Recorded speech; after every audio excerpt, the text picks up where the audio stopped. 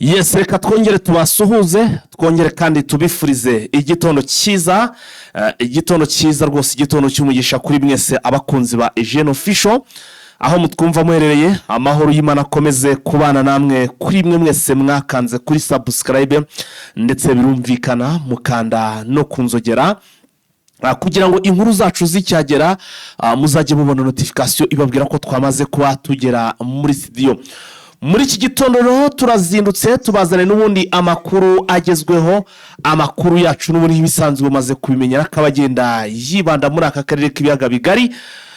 Hanyuma rero n'ubundi tugiye kugenda tugaruka kubikomeje kugenda bivugira cyane cyane by'umwihariko hano rero muri burasirazuba bwa Repubulika Iharanira Demokarasi ya Kongo. Muri aya makuru yacu yo muri iki gitondo tugiye kugaruka ku byatangajwe n'umuvugizi w'igisirikare cya Repubulika Iharanira Demokarasi ya Kongo, Sylvain Ekenge Bomusa. Hanyuma kandi turebe n'ubundi n'ibice biramukiyemo imirwano. Turagaruka ku mirwano yabaye ku munsi w'ejo.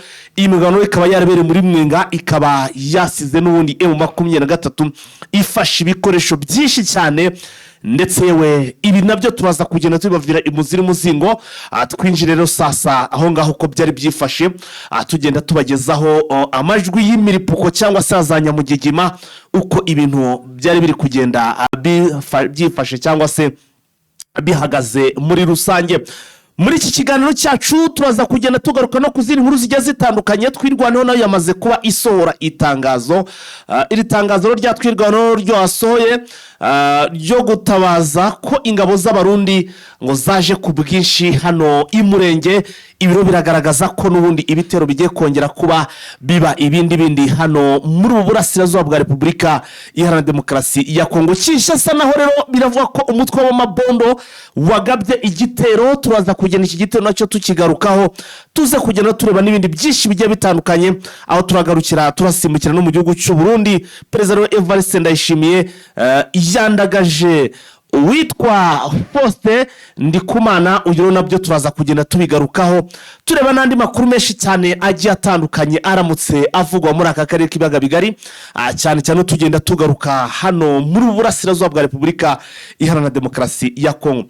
Tudatinze rero sasa reka tubanze twinjire sasa dukoresheje ijwi ryo kuri tele cyangwa se ijwi ryo ku mirongo y'urugamba, amwumve ukuntu ejo byari bimeze. Gusa ku munsi w'ejo M23 ikaba yacaginze ibindi bikoresho byinshi cyane.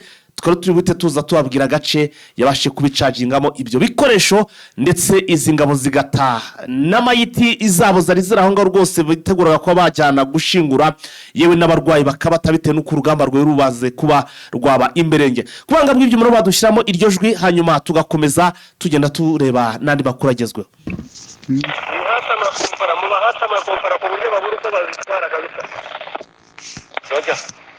Umusozi wa Bangwe turi imbere kure, dusa naho twawurenze kilometero 3.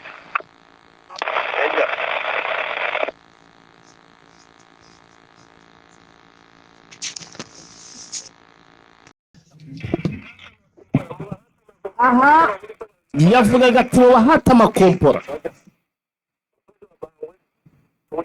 ati mu bahata amakompora, ati ntibagire ikintu n'iki na kimwe bacikisha. Arangije aravuga ati umusozi wa Bangwe mu by'ukuri tumaze kurengaho, turi imbere turenzeho hafi ikilometero, hafi ibirometero 3. Hanyuma mbere yuko twinjira muri iyi nkuru neza kugira ngo tuze kugenda tubibasobanura mu byumve, reka tubanze tugaruke ku byatangajwe n'umuvugizi w'igisirikare cya Repubulika Iharanira Demokarasi ya Kongo, Sylvain Ekenge Bomusa. Aragira ati kirero sasa reka nawe tumwumve, tubone sasa tumanuke n'amakuru mu buryo butandukanye cyangwa se uburyo burambuye. Twinjira sasa ku mirongo y'urugamba, tunababwira muri iki gitondo naho umuriro urimo ubyutse waka. Ibi byose tugiye kugenda tubibavira imuziri muzingo. Reka twumve. Est de la République démocratique du Congo, la coalition terroriste de l'AFC-M23 soutenue par le Rwanda intensifie depuis. Aha aravuga ngo coalition ya M23 atariko ishigikiwe n'u Rwanda. Plusieurs jours, les attaques contre les positions des forces armées de la République démocratique du Congo sur le terrain. Les forces armées de la RDC. Ati batatse force cyangwa se ibirindiro bya by'igisirikare cya Repubulika Iharanira Demokarasi ya Kongo dénonce ces violations manifestes et intentionnelles des engagements souscrits dans le cadre ati bavuye rwose mu masaha 72 ashize bavuye agahenge twasinye Washington ndetse we na za Doha hose des processus de paix de Washington et de Doha. Ces dernières 72 heures, plusieurs positions des forces armées de la République démocratique du Congo ont été la cible des attaques de cette coalition terroriste au sud Kivu. ati pozisiyo rero batatse harimo izo muri Sud Kivu arizo bita ngo ni abanza zivuge. Il s'agit des positions de Bulambula ati pozisiyo yitwa ngo ni Bulambula et de Kibanda Mangobo sur ati n'iyitwa ngo ni Kibanda Mangobo Walungu Shabunda. ati ziri muri akse ya Shabunda ndetse na Walungu. Turakomeza. Les ponts de la rivière Mudugwe sur l'axe Walungu. ati yewe na Mudugwe nayo yatatswe position ya FARDC ikaba iri muri Walungu nayo. Winga est tué par les alliés twirwanais. ati hari ibice bita hari position y'ahantu bita ngo ni tuwe yatatswe na twirwaneho. Imubwo iyo iri muri axe ya Fizi ndetse akaba ari muri ni muri Fizi yewe muri Minembwe. Sur l'axe Fizi-Minembwe au nord Kivu. Les attaques sont concentrées à Kasopo et à Kajinga. ati batatse kandi position ahantu bita Gasopo ahantu bita Kazinga no muri Kazinga. Au groupement Nyamaboko Premier. ati ni muri groupement ya Nyamaboko akaba ari muri n'ubundi ahantu bita ngo ni muri za Masisi niho ubwo yavugaga mu by'ukuri. Banyungu en territoire de Masisi, sans oublier la tentative d'occupation du mont Irimwi vers Bunyatenge dans le territoire de Lubero. yewe nahitwa muri za Bunyatenge iyo ngiyo muri za territoire ya Lubero aha hose ibirindiro bya FARDC byabashe kuba bigabwaho ibitero na coalition y'abarwanyi ba M23 akomeza yongera nanone kandi ngo bashigikiwe n'u Rwanda nkuko n'ubundi bakomeza kugenda babivuga mu buzima bwabo bwa buri munsi nubwo u Rwanda rudahwema kugaragaza ko mu by'ukuri rubesherwa cyangwa se ibyo FARDC ibivuga byo gushigikira cyangwa se gufasha M23 mu by'ukuri ari ibinyoma ndetse n'uyu mutwe M23 ukaba warakomeje kugenda ugaragaza ko ibyo bavuga ari ibinyoma nta gufashwa n'u Rwanda bijya bibaho cyangwa se bijya bigaragara dore ko ibingibi byaje bivugwa kenshi cyane. Hanyuma rero wenda ndagira ngo twigarukire sasa kuduhita tuva kuri ibi byatangajwe n'uyu mugabo kuko nubwo yavuze ko mu by'ukuri M23 yaviyoye akagahenge cyangwa se amasezerano cyangwa se akagahenge bashyizeho ka CCRF kashyizweho ku bwumvikane ntabwo twakwibagirwa ko aribo bari kugaba ibitero karahabutaka iyi M23 ndetse natwirwa nubwo bakaza bigwanaho. Tugarutse nkano muri Kivu y'Amajyepfo cyane cyane hano i Murenge murabyibuka ko aribo batangije ibitero ubwo abaturage mu by'ukuri b'Abanyamurenge bari babyukiye mu myigaragambyo bavuga ko rwose bamagana zirangabo z'abarundi ngo zisubire iwabo kuko zari zamaze gusa n'izifunga ibice byinshi ndetse n'imihanda bazifunze ku buryo imihahirane hano mu Banyamurenge ari yatangiye kugenda iba ikibazo gikomeye cyane nk'uko twagiye tubigarukaho. Ibi byaje gutuma rero Abanyamurenge babyukira mu myigaragambyo ari nabwo izi ngabo ziri kurwana ku butegetsi bw'Kinshasa zirimo rero abarundi wazareno ndetse na FARDC yewe na FDLR batangiza ibitero kuri uyu mutwe cyangwa se kuri uyu mugwi wa MRDP twirwaneho. So hanyuma rero amakuru mbafitiye muri aya masaha nyuma yuko twabonye ibikoresho byinshi byafashwe na twirwongera ngo ababonye video nuko nyaboneka video tutajya tuzishira hano kuri YouTube ntago byemewe rwose tuziramutse uyishyizeho rwose guhita bayifunga byo nako kanya rwose nta nubwo ari ibintu twarinda twubaririza niyo mpamvu tutajya tuzishira ariko bagiye bazibona kuri zindi platform zacu nko kuri za hano kuri za Facebook ndetse Facebook yacu ngira ngo murimo murabibona aho yitwa GenoFishoNews.com abagiye mubona muri WhatsApp group zacu za GenoFisho ndetse na WhatsApp channel yacu mwagiye mubona ko M23 cyangwa se twirwaneho bafashe ibikoresho byinshi cyane.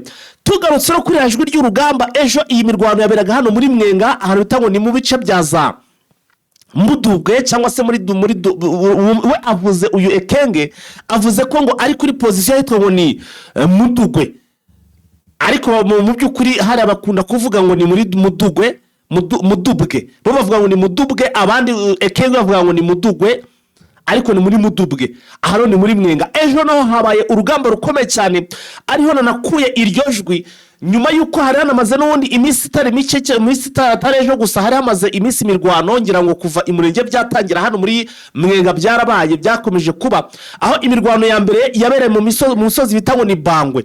Uyu musozi rero nyuma yo kuwukuramo mwumvishe ko muri iriya jwi bavuze ko n'ubundi bakomeje kubataka, kuko uyu musozi wa Bangwe bari bawubambuye, birukankira hirya cyane bajya nko mu birometero hafi, mu by'ukuri hafi ibirometero 5-7 gutyo. Ejo rero nabwo M23 igira gutya irabataka, bari bamaze ko bagondagonda akantu kitwa kavuro rwose, arimo kugenda bita ku nkomere ndetse n'amahiti bagenda bazikonjesha kugira ngo baze kuzitwara zikimeze neza, cyangwa se bazijyane bazazishingure, cyane cyane iki gihugu cy'u Burundi kizazishingure mu gihugu cy'u Burundi, abasirikare b'abarurimo yo bashingurwa.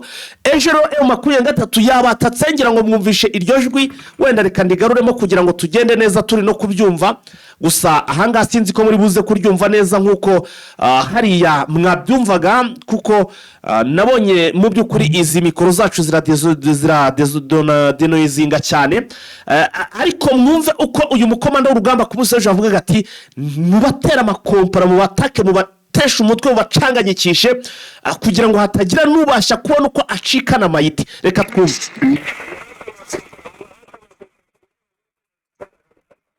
Ariko rinsubizemo aho ngaho, rinsubizemo aho ngaho iryo mubahata amakompara ku buryo babura uko bazitwara kabisa.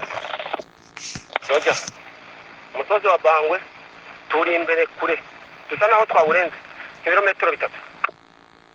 Ejya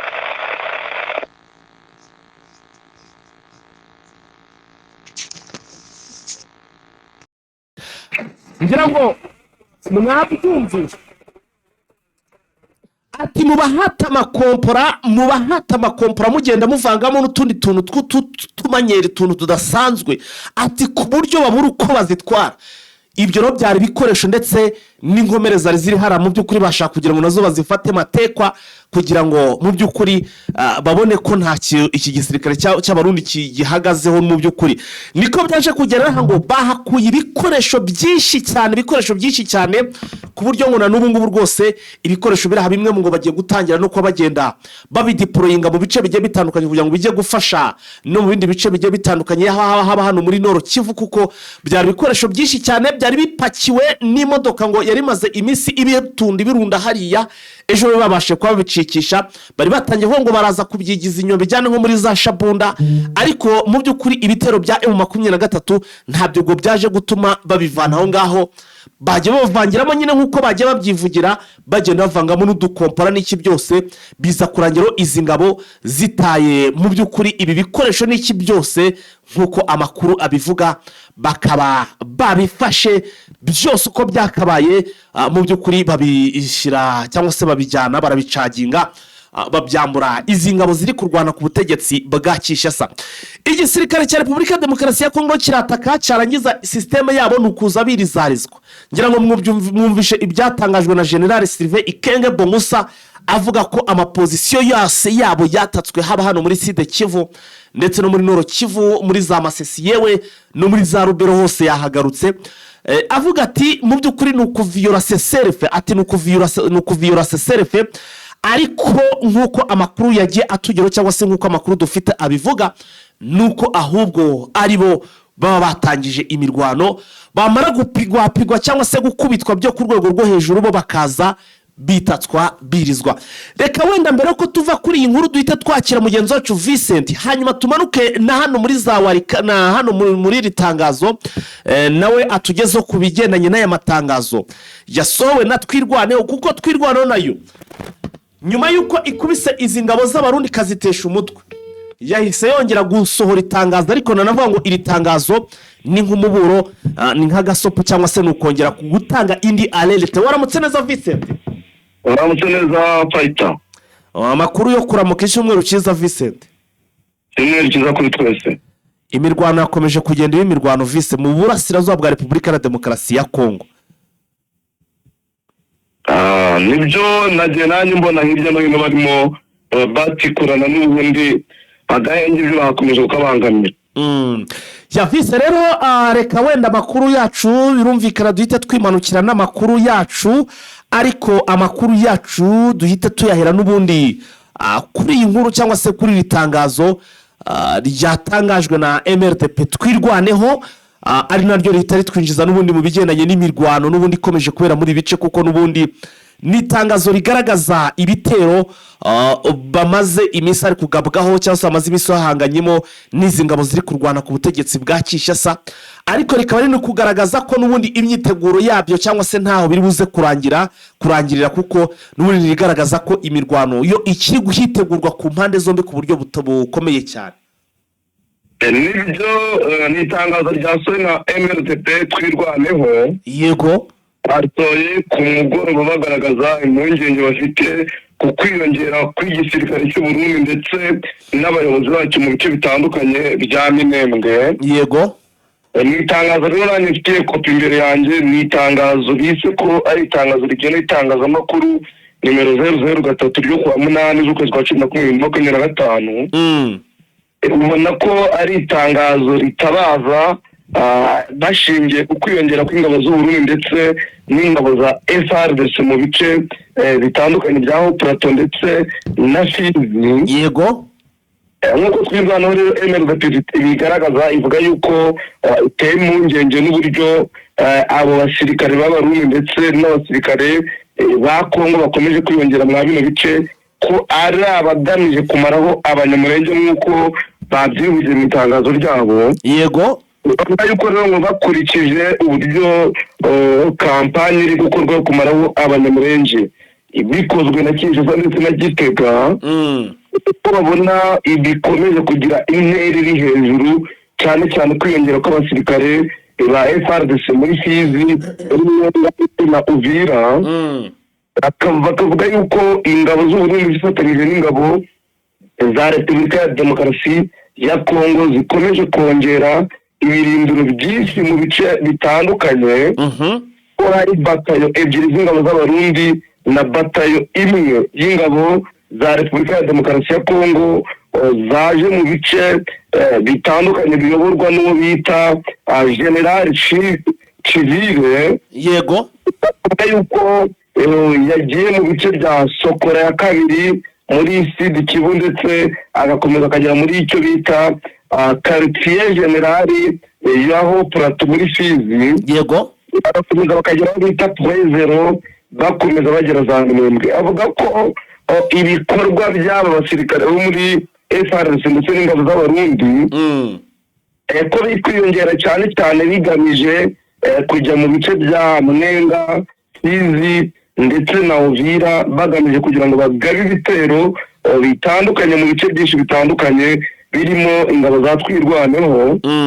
bakaba bati mu bitero batangiye mu cyumweru gishize, n'ubundi ubona ko bagifite gahunda yo kugaba ibindi bitero kandi bihutana abasivile benshi mu bice bitandukanye, cyane cyane bikanatuma abasivile bamwe na bamwe bahunga. Bakavuga bati igice cy'u Burundi cyazanye batayo ebyiri atizwe na Perezida Evariste Ndayishimiye ku itegeko rye, ati barimo baraza mu by'ukuri ubona yuko bafite ubuhubutsi, bafite ubugizi bwa nabi bwinshi muri Fizi, cyane cyane ngo kuba bari kunyura mu nzira z'amazi bifashishije amato, kandi bakanyura muri Lake Tanganyika bagakomeza mu bindi bice bitandukanye. Bagaragaje n'uburyo abasirikare baje b'Abarundi uburyo bari mu madiviziyo ndetse n'abayobozi babo. Bavuga yuko diviziyo ya mbere iyobowe n'ubita General de Brigade Hakizimana Possi Alias Mingi. yego, Bakavuga ko diviziyo ya kabiri iyobowe n'ubita General de Brigade Ndenzako Michel. yego, Bakavuga ko brigade ya gatatu iyobowe n'ubita General de Brigade Habarugira Jean-Luc. Bakavuga ko brigade ya kane iyobowe n'ubita General de Brigade Manirakiza Desire Alias Gacanga. Bakavuga ko aba bose icyo bagamije yari kumara abanyamurenge nk'uko bavuga, bakaba bati nk'abarigize batayo ya kabiri ndetse muri brigade ya gatandatu, ko batangiye kunyura ku Rurihieri, ku Rusi, ku mugezi wa Rusizi bakomeza bagera aho bita Bwegera, bakavuga yuko ukundi kwiyongera kw'ingabo z'abarundi bagamije kunyura za Fizi bagakomeza bakagera mu bice bitandukanye bya Fizi kugira ngo bahure n'abandi basirikari babo batabarika bari mwa bino bice bya Hopurato. Bakaba yuko nta wundi mugambi ufite keretse umugambi wo gukora jenoside bayikorera abanyamurenge nk'uko twirwanaho byanditse mu itangazo yaryo. Ikavuga ko izi ngabo za leta ndetse n'ingabo z'abarundi ziri mwa bino bice bya Murenge bikorana n'abarwanyi bo mu mutwe wa Maimai ndetse na Wazalendo na FDLR ngo bangurunuka abo mu bwoko bw'abatutsi nk'uko twirwanaho yabitangaje. MRDP twirwanaho ikavuga yuko ihamagarira komite mpuzamahanga ndetse n'amasosiyete ari mu gihugu imbere ngo kureba ndetse no kugira icyo yakora kuri jenoside irimo igenda ikorwa kandi mu bice bitandukanye ikorerwa abanyamurenge. Twirwanaho rero ikavuga ngo muri Hopurato mwaye Plateau ndetse n'ibindi bice bitandukanye bya Fizi ko babona ko ubwicanyi kandi bugamije gukora jenoside bukomeza kwiyongera. Bagahamagara Union Africaine, Union Européenne, Leta Zunze Ubumwe za Amerika ndetse n'abafatanyabikorwa abo Burundi ndetse na leta ya Kongo ko bakwiye gufata ibyemezo bituma izi ngabo uko zikora ubwicanyi ndetse no guhohotera abanyamurenge byahagarara kandi babona ko mu bigamije kumaraho ubwoko. MRDP twirwanaho ikarangiza ivuga yuko izakomeza kurinda abasivile kandi no kuba yamagana no kwegezayo abari bo bose bakora iri tsembatsemba n'itsembabwoko nk'uko baryanditse. Bakavuga yuko rero ari itangazo ryakorewe Minembwe ku itariki 8 z'ukwezi kwa 2025 ishingwa n'ubita Colonel Kamasa Ndakiza Welcome akaba ari umuhuzabikorwa wa MRDP twirwanaho. ubwo twari twabonye ejo bavuga ko hano hariyo ibihumbi igisirikare cy'Uburundi cyoherejeyo abasirikare bagera ku bihumbi 13. ubwo nitwongeraho batayo zigera muri 2 nibura batayo iba ifite abasirikare tubare wenda 700 kukundi bagomba kuba ari nka 600 ariko hari n'igihe ngo ziba zirenga bagiye bari muri za 800 ariko reka tubare 600. ubwo ni abasirikare ibihumbi 200. ubwo tayari byamaze kubwo ibihumbi 14,200 abasirikare b'abarundi ibereye ko ari byo bihari ubundi ubusanzwe ubwo byabaye 15,200 15,200. uramutse nyine wemera imibare bavuga ya mbere niba koko ariyo ko bavuga ngo 12 n'ibyo bihari ubwo niko byaba bihagaze ni ikintu umubare ubwo waba ari biramutse ariko imibare bayivuga ari kwiri. Vise izi ngabo z'abarundi ko mbona zibaye nyinshi mu by'ukuri twirwaneho iraza kubyitwaramo ite? Urumva haje n'abasirikare n'abakongomani baje abasirikare ba Kongo urumva ntabwo ari aba barundi bonyine bahari urumva n'abasirikare benshi. Twirwanaho ntabwo ishobora kuza kuneshwa n'izi ngabo ko numva zije zisukiranya ari nyinshi cyane. Icyo kibazo ntabwo nijye kure ku kibazo umuvugizi wa twirwanaho kuko nje ndi umunyamakuru ntabwo ngira uwo mvugira muri abo. Ubango baritwara bate baraneshwa cyane baneshwa nje ntabwo bindeba kubera ko ntabwo ndi mu barwana. Ibyo kure ko bibazo umuvugizi w'igisirikare n'umusesenguzi MRDP twirwanaho. Nibagiye ko ibintu byo gusesengura atari ibintu byawe. Reka ahubwo dukomeze n'andi makuru. Cyangwa ikisesengura. Nibagiye yuko ibintu byo gusesengura rwose atari ibintu byawe ari ibintu byo kuripotinga ari byo byawe. Reka dukomeze Kinshasa amakuru aravuga ko umutwe w'abamabondo wagabye igitero mu by'ukuri nk'uko amakuru akomeje kugenda bivuga cyahitanye abagera kuri 5. Nibyo ni igitero cyagaragaye ku mugoroba aho abategetsi bwa Kinshasa bwatangaje yuko abo mu mutwe w'amabondo nyine bagabye ibitero mu bice bitandukanye i Kinshasa. Igitero kikaba cyaribasiye ibice bitandukanye bituwe n'abaturage cyane nk'uko FARDC bitangaje. Ko iki gitero cyagabwa bita Kikangati kigahitana abasivili ariko biturutse ku mirwano yari yabaye hagati y'ingabo za leta ndetse no mu mutwe wa Mogondo. Bitanga bituma abaturage bamwe batuye mu bice bya komine Maruku ugana za Kinshasa bahazwa ubuzima nk'uko igisirikare cyavuze ndetse n'ubuyobozi bw'inzego z'ibanze. Ukavuga ko aba baturage bapfuye harimo n'umupolisi wiswe n'aba bo muri Mabondo. Umumetero wa komine Maruku bamwita Mamba Mundoni yavuga yuko nabo ikomeje kwiyongera mu bino bice kandi ikomeje kongera ibitero cyane cyane mu mudugudu bita Kinguni ndetse n'inkengero zayo. FARDC ikavuga yuko abaturage batuye mu mudugudu bita Kisha ndetse n'inkengero zayo nabo bakomeza guhura n'ibibazo biterwa n'iyi Mobondo. Ariko umuvugizi wa operation Ngemba akavuga ko bagiye gukomeza gukora ibikorwa bikomeye bifatanyije hagati ya polisi ndetse n'igisirikare cyane cyane muri region ya 14 y'igisirikare cya Kongo kureba ko babasha gushakisha aba Mobondo bari mu bice kugira ngo bafatwe kandi bashyikirizwe inkiko. Bakavuga ko iki gitero cyagabwe cyateye abaturage guhunga ibice bari barimo cyane cyane kubera bari bumvishe urusaku rw'imbundano ndetse n'inini. Bituma bamwe mu baturage bahungira mu bice by'ikibaya cya Nsere ndetse abandi bakajya muri parike ya Sere yegereye ibikorwa bya Perezida Joseph Kabila. Abandi bakahungira bita Kikangati cyane cyane mu ijoro ryo kuwa gatanu, ariko leta ikabihumuriza abaturage yuko basubira mu byabo ko igiye gukomeza igashakisha abarwanyi ndetse n'abafatanyije n'uyu mutwe. Bakavuga ko ibitero n'ubundi byahereye kuwa gatanu bikomeza kuwa gatandatu ndetse no mu iri joro bica ari ku cyumweru ko naho byari bihari kandi ku buryo bukomeye. Visa amakuru yandi rero arimo aragenda avuga ko ngo Perezida Paul Kagame yahishuye byinshi kuri Kayumba Nyamwasa ndetse na atanga ubutumwa bukakaye. Tubwire rero tugeze ayo makuru y'ubwo butumwa His Excellency Paul Kagame yahishuye kuri Kayumba Nyamwasa kugira ngo n'abadukurikiye bumve uko byifashe mu by'ukuri. Ubwo Perezida Paul Kagame yitabiraga intera y'abagize Unity Club Intwara Rumuri yagaragaje yuko bamwe mu bantu babaga mu Rwanda kandi bari bafite icyo bagakwiye kumarira u Rwanda ko ngo bari bameze nk'abadahari. Rero abarimo Kayumba Nyamwasa, Karegeya ndetse na Dasilva n'abandi ngo bahisemo guhunga igihugu. Yego.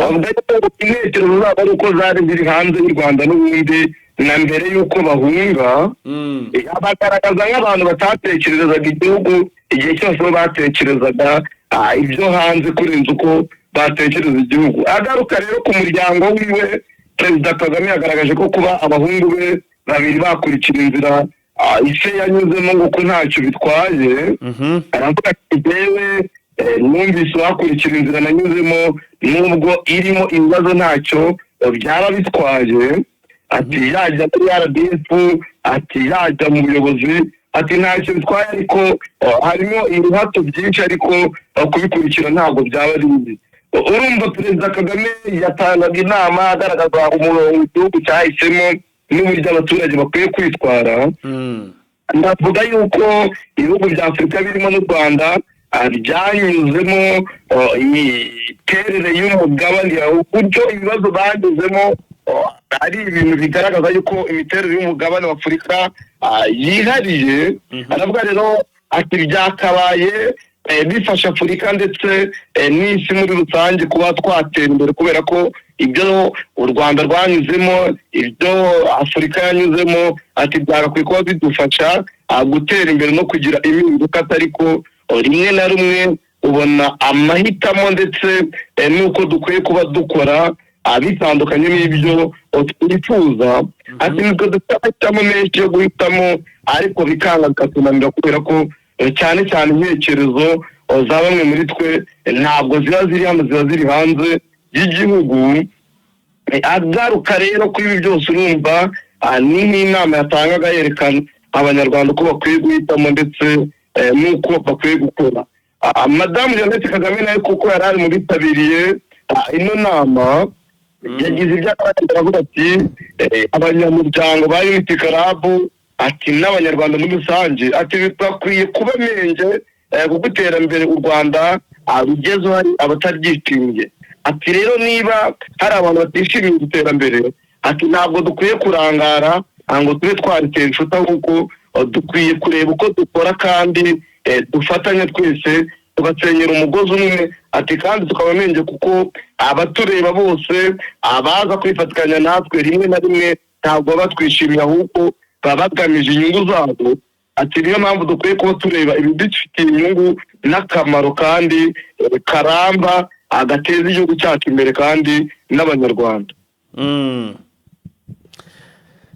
Tugarutse rero kuri mugenzi we Son Excellence Evariste Ndayishimiye nawe ngo akaba yandagaje uwitwa Faustin Ndikumana. Yamwandagaje bigenze bite, bapfuye icyo bundi? Nibyo President Ndayishimiye yandagaje bita Faustin Ndikumana ahagarara ishyirahamwe bita Parsemu. Avuga ko ngahango na shitani mu magambo y'ubwite yakoresheje. Yego. Rero kuwa gatatu tariki ya 5 Ugushyingo niho yibasiye impirimbanyi Ndikumana Faustin avuga ko yahanzweho n'imyuka mibi. Ndayishimiye rero mu kwibasira uyu mugabo usanzwe ayobora umuryango witwa Parsemu, Parole et Action pour le réveil de conscience et évaluation de mentalité, wiyemeje gukangurira abarundi guhindura ibyiyumviro n'ingendo. Ubwo yerekaga abaturage ba komine Matongo yo mu ntara ya Butanyerera umuyobozi wayo mushya bita Janvier Kanyana mu minota irenga 5 avuga kuri Ndikumana. Ndayishimiye yise yaramwise ati ni umugabo wahanzweho n'amadayimoni, yamugereranyije na Soni Barati na Tobi abo muri Bibiliya. Aravuga ati abagabo babiri bavugwa muri Bibiliya niko n'uyu nguyu ameze. Aravuga ati abangaba nibo bitambitse umurimo w'Imana wo kubaka inkike ya Yerusalemu. Ati rero nawe Ndikumana niko ameze. Nyuma y'iminsi mike impirimbanyi ihaye abanyamakuru ikiganiro kibanza ku bibazo byugarije Burundi mu nzego bitandukanye. Icyo gihe yagarutse kuri ruswa, imiyoborere mibi, kunyereza umutungo w'igihugu bijyanye n'ubuhinzi ndetse n'ibindi.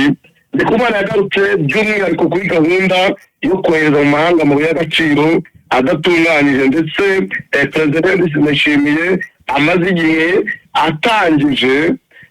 Ndayishimiye rero mu minsi ishize yari yagaragaje ko ahagaze imbere ya konteri itwaye amabuye y'agaciro, ariko kuvuga yuko ayohereje mu gihugu cy'Ubushinwa ariko adatunganyije. Gusa ntihazwi umubare w'amafaranga igihugu yasaruyemo nk'uko Faustin Ndikumana yabitangazaga. Faustin Ndikumana yabwiye abanyamakuru ko atabona umumaro w'ibyakozwe na Ndayishimiye. Aravuga ati kirya gikorwa simbona akamaro kacyo. Ati ntibikenewe ko atubwira ngo yashoye amakontineri y'ubutare. Ati natubwira icyavuyemo. Perezida rero Ndayishimiye yabyishimiye, aravuga ati Ndikumana ni umutuma. Ati Ndikumana ubundi akorera abanyamahanga.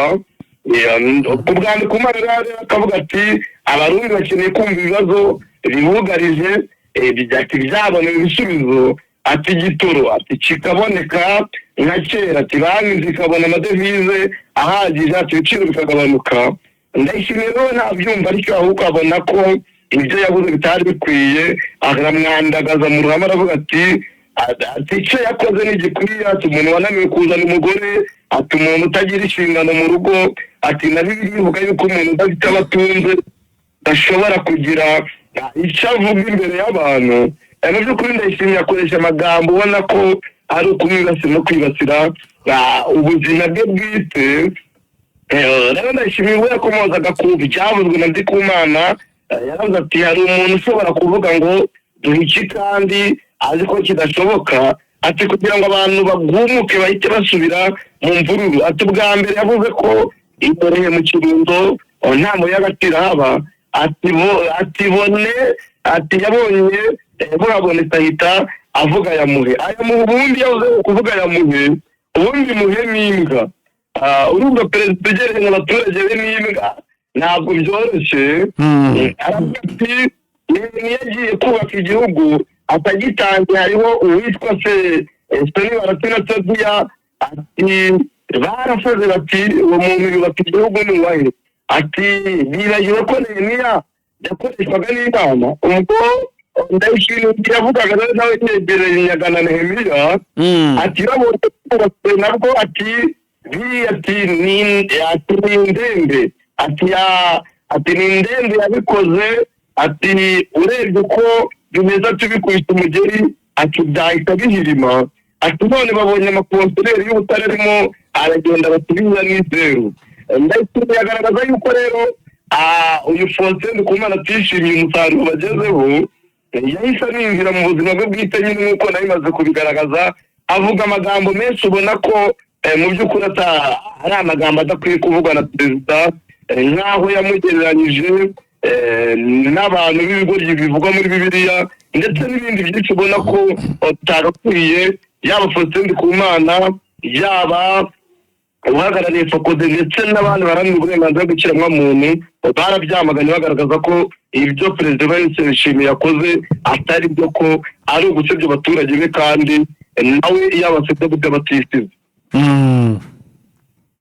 Visari nkuriva ko ari ibihugu bitanu bya Afurika byagabweho ibitero n'indege za USA. Ibyo bihugu ni ibihe? Ni ibyabaye kuko ntabwo babikoze none byagiye biba mu bihe bitandukanye. Urumva tugeze kugera mu gushyingo 2025 urebye ibiganiro bigenda bikorwa na Leta Zunze Ubumwe za Amerika ubona yuko hari ibitero bagenda bagaba cyangwa banategura kugaba ku bice bitandukanye. Nkaho twabaye kuvuga yuko Nigeria azayigaba igitero cyakoresheje indege kubera ko bamwe mu baturage banjinga ngo bagenda bitwa aho yavuze ko ari abakristo bitwa ataka myinshi n'ubuyobozi bwa gisirikare bwa Amerika muri Afurika icyo bita Africom bukora ibitero by'indege ku mugabane wa Afurika ahanini bigamije kurwanya iterabwoba, ariko ibyo bikorwa bikunze gutera impaka ku bijyanye n'ubusugire bw'ibihugu bikorwamo cyangwa bigateza n'ingorane ku mutekano w'abasivili n'ingaruka z'igihe kirekire. Rero hari ibihugu twagerageje guhuza n'amakuru tureba ibihugu byagiye bikorwamo ibyo bikorwa. Urebye uhereye mu 1998 Amerika yagabye ibitero by'indege ku ruganda rwa Al-Shifa Pharmaceutical Factory ruherereye i Khartoum muri Sudani y'Amajyaruguru mu bikorwa byitwa Operation Infinity Reach. Icyo gihe Washington yavugaga ko urwo ruganda rufite isano na Osama bin Laden no gukora intwaro za kirimbuzi nk'uko Leta Zunze Ubumwe za Amerika azabishinga iki gihugu. Nyuma yaho raporo zagaragaje ko urwo ruganda rwakoraga imiti y'ibanze kandi ko kurusenya byateza ikibazo gikomeye cy'ubuzima muri Sudani. Ubu ni bimwe mu bikorwa byateje impaka cyane muri Afurika kubera ibyo Amerika yari ikoze. Ibindi bitero byabaye ni muri 2016 mu gihugu cya Libya, aho Amerika yagabye ibitero byinshi by'indege mu mujyi wa Sirte kugira ngo ifashe guverinoma yemewe n'amategeko kwirukana cyangwa gutsinda icyo bari bise Islamic State. Utagenda nabyo ibi bitero ntabwo byavuzweho rumwe. Guverinoma yemewe yari iyobowe na bamwe mu basizwe na Gaddafi, ariko nabo barakuyeho Gaddafi. Icyo gihe nabyo ntabwo byumvikaniyeho kuko byagaragaje ko Amerika yinjira muri Afurika uko yiboneye. Igihugu cyo muri Somalia nacyo cyibasiwe cyane n'ibitero by'indege bya Amerika. Muri Africom yakunze kugaba ibitero byinshi ku mitwe ya Al-Shabaab na Islamic State, ikabikorana n'ingabo za Somalia nk'uko amakuru twatohoje abivuga. Bakavuga ko ibyo bitero byinshi abayobozi b'ingenzi b'iterabwoba, ariko byanavuzwe impungenge ku buryo bwica abasivile ndetse bigasiga igihugu kidafite imiyoboro ikomeye y'imiyoborere yaba ari mu rwego rwa politiki, mu rwego rw'igisirikare ndetse no mu rwego rw'ubukungu.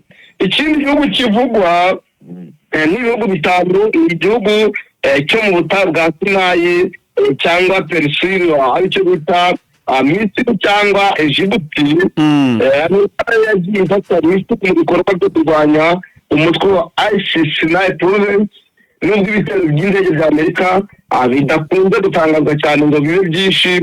Ubufasha mu buryo bwa tekinike n'ubutasi bwafashije Misiri gukomeza ibikorwa byo kurwanya uyu mutwe. Nabyo rero byagaragaje yuko Amerika mu by'ukuri ivogera Afurika uko yishakiye. Igihugu cya gatanu ni igihugu bita Djibouti. Igihugu cya Djibouti nacyo kirimo icyicaro gikomeye cy'ibikorwa bya gisirikare bya Leta Zunze Ubumwe za Amerika, n'inkambi bita Camp Lemonnier iri hafi y'umujyi wa Djibouti. Ni ikigo gikorerwamo ibikorwa byo gutangiza ibitero by'ubutasi bifasha ibikorwa bya gisirikare muri Somalia na Yemen. Nubwo Djibouti ubwayo itagabweho ibitero, ariko ifatwa nk'igicumbi gikomeye cya politiki ya Amerika ku mugabane wa Afurika mu kugaba ibitero. Ahandi ibitero bishoboka nyine nk'uko nari nabitangiye ni muri Nigeria, aho Trump yavuze ko azagaba ibitero mu gihe abakirisitu bakomeje kwicwa. Ibyo ni ibihugu bigera muri bitanu bimaze kugabwaho ibitero. Ikindi kiza kizaba icya gatandatu mu gihe Trump yabikora cyaba ari Nigeria nk'uko aherutse kubitangaza. Tugezeho n'izindi update Vincent. Mbere y'uko tukurekura, hano hari aka operation ndimo ndategura, ngira ngo mpite ngeza ku badukurikiye. Kamere ku mpamvu zagaragajwe n'Abanyarwanda ko ziri ku isonga mu bibafasha kubumbatira ubumwe, icya mbere ho ubutwari no gukunda igihugu byagaragaye ko biri kuri 98.1%. Hakaza n'icyo bita imigenzo, imyemerere n'imiziririzo biri kuri 97.9%. Hakaza icyo bita isano muzi cyangwa bakabyita bene Kanyarwanda biri kuri 96.8%. Hakaza icyo bita indangagaciro nyarwanda mu gusigasira ubumwe biri kuri 95.9%. Hakaza ingaruka za jenoside yakorewe abatutsi mu gusenya ubumwe biri kuri 92.3%. Hakaza amashyaka ya politike, Repubulika ya mbere n'iya kabiri mu gusenya ubumwe, nabyo bikaza kuri 94.9%. Ibyo byose rero ni byagaragajwe mu byibanzwe mu bushakashatsi bwakozwe mu bigaragaza ubumwe n'ubwiyunge Abanyarwanda bagezeho. Ikindi dusoreze muri Zambia, hagaragaye Perezida Hakainde Hichilema akwepa amabuye yatewe n'abaturage igihe yajyaga kubasura kuri uyu wa gatandatu tariki ya 8 Ugushyingo, aho bamuminze urufaya rw'amabuye abacukuzi bo mu y'agaciro mu gace yari yagiyemo kitwa Kilombe Seseri. Biba ngombwa ko barinze bamuhungisha. Mu gihe batangira kuvuga ijambo, niho abacukuzi biriye w'indimwe batangira kumutera amabuye. Babonye rero bidashoboka ko aguma kuvuga ijambo, abamurinda bahita bamuhungisha, bamukura igitaraganya bamujyana. Urakoze cyane Vincent. Urakoze nawe. Bakunze Jeune Official tayari niwo mwanya, reka nze mbakubita icyitwa imiripuko ariko gato cyane. Duhere kuri bimwe nari maze kubaza Vincent ku bigendanye n'ubundi n'abanyamurenge cyangwa se n'izi deployment zakozwe ku buryo bukomeye cyane zikorwa hano muri za Fizi, aho twe tumaze kubona ko byatangiye gukabakaba hafi 15,000 by'izi ngabo z'Abarundi. Ikibazo nabazaga Vincent n'abate se M23 twirwaneho biraza kugenda bite, iri buze kubyitwara mite, ese iraza gushobora izi ngabo, ese ni nk'iki ishobora kuba yakora? Iro ni ibintu nk'abasesenguzi tuba duhita tureba, ese boko bari kudeployinga tukaba tuzi ko twirwane hitahita wenda itanga ikosi ngo buce ryarangiye nayo nibura ikomeze yongere effectif, kandi twabonye ko effectif mu by'ukuri burya nayo irakonta. Namubazaga ikibazo renge, ese ni nk'iki twirwane ramutse ibonye itari bubishobore cyangwa se iribuze kuba iganzwe ishobora gukora? Ntabwo cyari ikintu gikomeye cyane cyakara akantu kari izi ko kureba nyine nk'umusesenguzi, ariko uko bihagaze ni ukuvuga ngo ikigaragara cyo niba hamaze kugera ibihumbi bikaba hafi mu bihumbi tuvuge ibihumbi 15 icyo twirwanaho iri buze gukora nta kindi iraza gukenera umusada, kandi nutuza kureba umusada nta handi hantu ishobora kuba yasaba umusada, ntabwo irawusaba muri leta muri FARDC, nta nubwo iri buze kuwusaba mu bazarendo, nta handi hari buze kuwusaba usibye gusa kuba yakomanga n'ubundi muri AFC cyangwa se muri M23 ikabasaba ko babaha mu by'ukuri bamwe mu basirikare, kuko murabizi ko hari mu by'ukuri abasirikare benshi cyane twagiye tubona bagiye bapasinga muri AFC M23.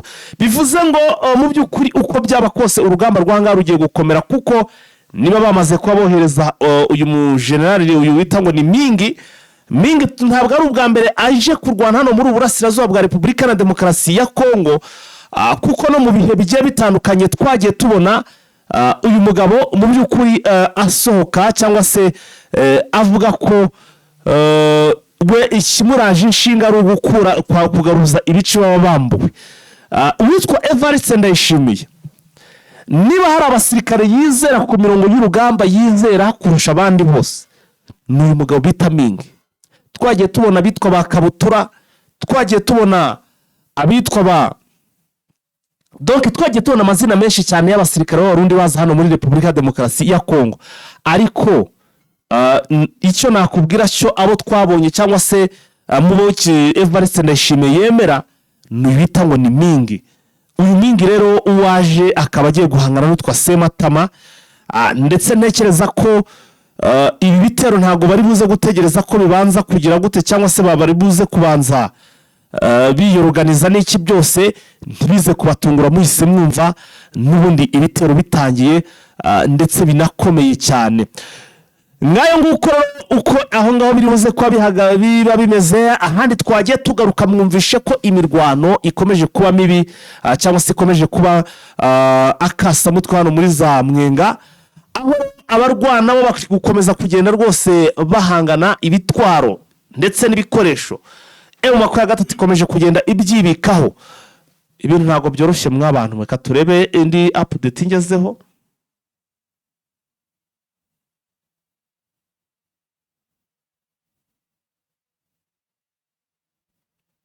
Ejo rwose byari bicika, ejo byari bicika hano muri Mwenga, na hamwe nababwiraga n'ubundi batse ibikoresho izi ngabo ziri kurwana ku butegetsi bw'Ikishasa.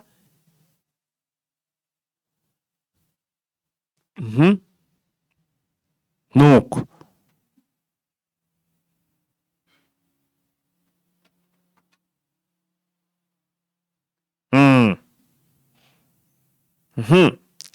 ngayo nguko rero ndabona amakuru rwose akomeje kugenda aza ari menshi, amakuru akomeje kugenda aza ari menshi, ibintu bikomeje kugenda biba ibindi bigiye gutuma rero rwose tukomeza kuba update kugira ngo dukomeze kugenda dukurikirana hirya no hino uko situation zimeze cyangwa se tureba ibijyandanye n'imirwano, kuko ndabona hari amakuru angeraho avuga ko n'ubundi hano muri Nyiragongo naho muri ya gahunda Kisekedi ndetse n'umugaba mukuru w'igisirikare cya Repubulika ya Demokarasi ya Kongo bategetse Kongo hagomba gutangira kugabwa ibitero bya drone zo mu bwoko bwa CH4 mu by'ukuri ngo zigomba gutangira kugaba ibitero mu misozi ikikije za Goma ndetse na Bukavu. Ndabona ibyo bitero bari nabyo kugenda banabitegura, kuko ubu tuvugana muri iki gitondo baravuga ko FDL yamaze kwicamo ibice bigera kuri 3 hano muri Nyiragongo kugira ngo babashe gukomeza n'ubundi gutegura ama operation. Baravuga ko igice kimwe cyagiye muri za Pinga niyo cyerekeye, abandi bari haraza Kazaroho, abandi hano muri Nyiragongo ari no bakomeje kugenda atesha umutwe, ndetse hari uburyo ki bagomba kugenda no bamwe donc bamwe abari iyo za Kazaroho nahe hose nabarinze umutekano wo kugira ngo abari hano muri Nyiragongo bataba bazengurukwa bakabarasa baturutse inyuma. Nanone kandi abari hano Nyiragongo barindiye n'ubundi umutekano wari wikazaro. Donc nuko bisa n'ibihagaze. Ibikoresho ngo bigomba kuzajya bisapurayingwa n'abari zapinga bivuye harazapinga bikazajya n'undi bageraho n'izo drone nazo zigomba gutangira kugenda ngo batozwa. Hari abamaze iminsi bari gutozwa kugira ngo bazajye baza muri ibyo bice kuba bazifashishe barasa kuri uyu mutwe wa M23. Turimo hano rero muri Nyiragongo uyoboye mu by'ukuri izi ngabo yitwa ngo ni Captain Bizi, niwe uyoboye rero FDR hano muri Nyiragongo. Ubwo n'ibindi byinshi cyane turaza kugenda tubakurikiranira. Mwe mukomeze no munogerwe na gahunda zacu mu making sure ko mwakanze kuri subscribe cyangwa se kuri sabone, abatarabikoze mu bikore. Ubu ni sasa no tuzajya tugenda rwose twibanira 5 kwa 5. Tuza gushyira mu yandi masaha. Turabakunda cyane. Nyagasani kandi akomeze kubana namwe. Ciao.